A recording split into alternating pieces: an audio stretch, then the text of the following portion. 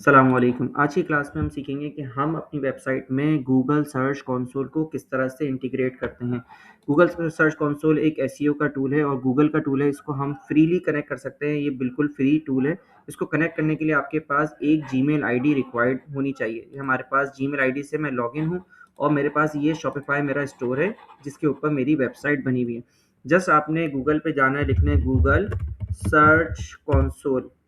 यहाँ लिखना है गूगल सर्च कंसोल और इसको एंटर करना है। सबसे पहला लिंक आएगा गूगल सर्च कंसोल का। इसको आपने ओपन कर लेना है। स्टार्ट नाउ पे क्लिक करना है। अच्छा, ये टूल किस लिए ज़रूरी है? इससे आपको ये पता चलता है कि आपको गूगल से कितना ट्रैफिक आ रहा है, कौन से पेजेस आपके रैंक कर रहे हैं, किस कीवर्ड पे आपकी वेबसाइट रैंक कर रही है। तो सारा कुछ इस टूल की मदद से आप देख सकते हैं।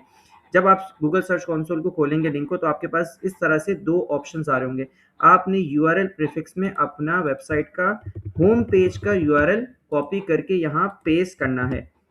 देखिए, मैंने अपने होम पेज का यूआरएल कॉपी करके जस्ट आप पेस्ट करेंगे और कंटिन्यू पे क्लिक करेंगे तो आपके पास ये चेकिंग वेरिफिकेशन का ऑप्शन आएगा और 4-5 मेथड्स आएंगे जिसके थ्रू आप अपने इस टूल को वेरीफाई कर सकते हैं। एक है एचटीएमएल फाइल, एक है HTML tag, Google analytics, Google tag manager, domain name provider.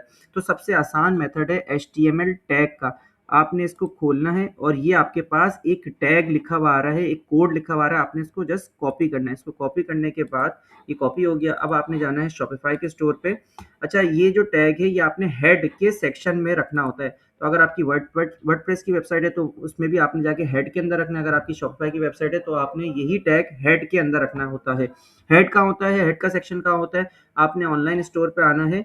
जो भी आपकी थीम लाइव है आपने जस्ट इन 3 डॉट्स पे क्लिक करना है और एडिट कोड के ऑप्शन में जाना है। जब आप एडिट कोड के ऑप्शन में जाएंगे तो ये इसके बैकएंड की फाइल्स यहाँ आपको शो होने लगेंगी। तो यहाँ एक फाइल होती है लेआउट की।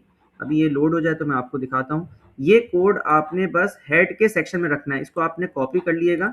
ये हमारे पास ये लोड होने के बाद हमारे पास यहाँ फाइल शो होंगी। तो मैं आपको दिखाता हूँ कि ये कहाँ आपने ये कोड को पेस्ट करना है। देखिए, ये लेआउट के ऑप्शन में आना है।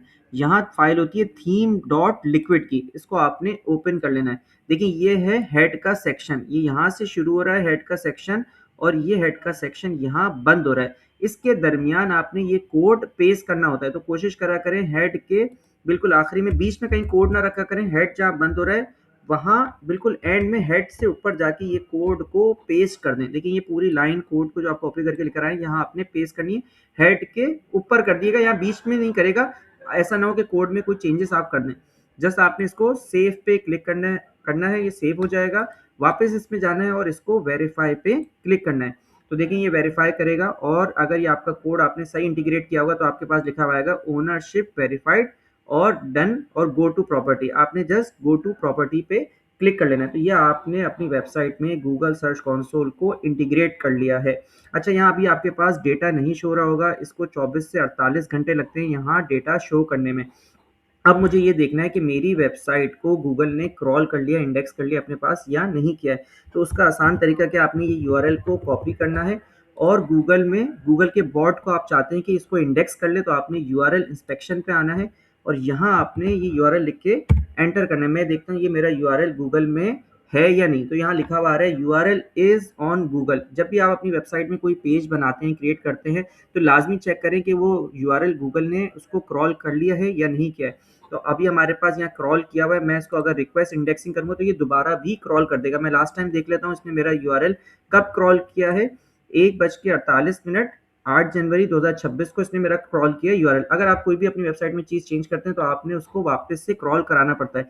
इसमें एक और चीज़ होती है साइट मैप। जब भी आप अपनी वेबसाइट बनाएं तो अपने साइट मैप को लाजमी अपडेट करें। देखिए, अभी हमारे पास साइट मैप अपडेट नहीं है। साइट मैप अपडेट करने के लिए बस आपने जाके यहाँ लिखना है, अगर आपकी शॉपिफाई की वेबसाइट है साइट मैप डॉट एक्सएमएल, ये एक फाइल होती है साइटमैप डॉट एक्सएमएल। इसको आप सबमिट कर दें तो जितने भी पेजेस आपकी वेबसाइट में हैं गूगल उन्हें खुद क्रॉल कर लेगा। तो देखिए, यहाँ सक्सेस लिखा हुआ आ रहा है। अब थोड़ी देर बाद यहाँ सारे पेजेस, जितनी भी मेरी वेबसाइट में पेजेस हैं, मैन वुमेन ब्रांड्स में देखें कितने सारे पेजेस हैं, सारे पेज गूगल खुद क्रॉल कर लेगा। अच्छा, यहाँ अगर आपने किसी को एक्सेस देना है इस टूल का तो आप किस तरह से देंगे, आपने यहाँ सेटिंग में आना है और यहाँ यूज़र एंड परमिशंस के अंदर जाके आप इस टूल का एक्सेस किसी और पर्सन को भी दे सकते हैं। यहाँ ऐड यूज़र पे आएँगे, ऐड यूज़र जिस जिस बंदे को भी आपने एक्सेस देना है, आप उसका यहाँ ईमेल आईडी लिखेंगे saifullah.asad77@gmail.com और आपने उसको क्या परमिशन देनी, ओनर एक्सेस देना है, फुल देना है या उसको रिस्ट्रिक्ट करना है, तो आप यहाँ से उसको एक्सेस दे सकते हैं। तो देखिए मैंने यहाँ ऐड कर दिया, तो ये जीमेल जिस जीमेल से हमने बनाया वो भी ओनर है और जिस बंदे को हमने एक्सेस दिया उसको भी ओनर की परमिशन हमने दे दी है। तो इस तरह से आप अपनी वेबसाइट में गूगल सर्च कंसोल को इंटीग्रेट कर सकते हैं और यहाँ आपके पास 24 से 48 घंटे में यहाँ आपके पास डेटा आना शुरू हो जाएगा कि आपको गूगल से कितने क्लिक्स आ रहे हैं, कितने इंप्रेशंस आ रहे हैं, आपका एवरेज सीटीआर क्या है, आप किन कीवर्ड्स पे यहाँ रैंक कर रहे हैं। क्यूरीज के नीचे यहाँ शो होने लग जाती हैं आपकी क्यूरीज, कौन से पेजेस आपके टॉप रैंक कर रहे हैं, वो सब ये टूल आपको गूगल सर्च कंसोल बताता है। तो आज की क्लास में हम इतना ही सीखेंगे, मिलते हैं नेक्स्ट क्लास में, जब तक के लिए अल्लाह हाफिज़।